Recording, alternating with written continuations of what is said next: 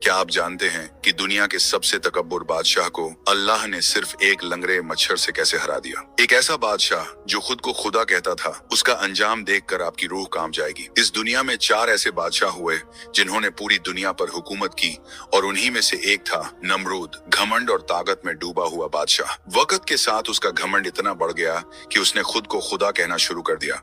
जब हजरत इब्राहिम अलैहिस्सलाम ने उसे अल्लाह की तरफ बुलाया और कहा कि रब सिर्फ एक है, तो नमरूद हंस पड़ा। उसने अकड़ के साथ कहा, अपने खुदा से कहो कि वो अपनी फौज तैयार करे, मैं भी अपनी फौज तैयार करता हूँ, फिर मैदान में मुकाबला होगा। नमरूद उस दौर का सबसे ताकतवर बादशाह था। उसकी फौजें, उसका तख्त, उसका रौब, सब कुछ उसे मदहोश कर चुका था। उसने अपनी ताकत दिखाने के लिए एक ऊंची इमारत बनवाई, उस पर चढ़ा और आसमान की तरफ देखकर चिल्लाया, अगर कोई मुझसे ज्यादा ताकतवर है तो सामने आए और मुझसे मुकाबला करे। लेकिन नमरूद ये भूल गया था कि अल्लाह को अपनी कुदरत दिखाने के लिए न तलवार चाहिए, न फौज, न हाथी, न घोड़े। अल्लाह ने अपनी कुदरत दिखाने के लिए सबसे छोटी मखलूक को मैदान में उतारा, मच्छर। वही मच्छर जिन्हें इंसान हाथ से झटक देता है। अचानक आसमान से लाखों करोड़ों मच्छरों का झुंड उतरा और नमरूद की फौज पर टूट पड़ा। हर चीख में अजाब था, हर हलचल में तबाही। फौजें भागने लगी, सिपाही गिरने लगे और नमरूद बस ये मंजर देखता रह गया। लेकिन अजाब यही नहीं रुका। एक मच्छर, जिसे रिवायत में लंगड़ा मच्छर कहा गया है, नमरूद की नाक के रास्ते उसके दिमाग तक पहुंच गया। जैसे ही उसने उसके दिमाग में डंक मारा,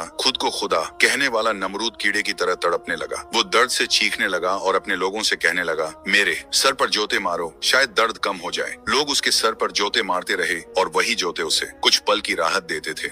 यहाँ तक कि वो दिन आ गया जब उसका भेजा बाहर निकल आया और उस झूठे खुदा नमरूद का अंत हो गया। उसका तख्त मिट्टी में मिल गया, उसका ताज बेकार हो गया और नमरूद इतिहास की रेत में दफन हो गया। क्योंकि जब इंसान खुदा बनने लगता है तो अल्लाह उसे याद दिलाता है कि वो सिर्फ मिट्टी है और अल्लाह हर चीज पर कादिर है। दोस्तों, इस वाकया से हमें सबक मिलता है कि इंसान चाहे कितना ही ताकतवर क्यों ना हो जाए, अल्लाह के सामने वो कुछ भी नहीं। अगर वीडियो पसंद आई तो लाइक करें और कमेंट में सुभान अल्लाह जरूर लिखें।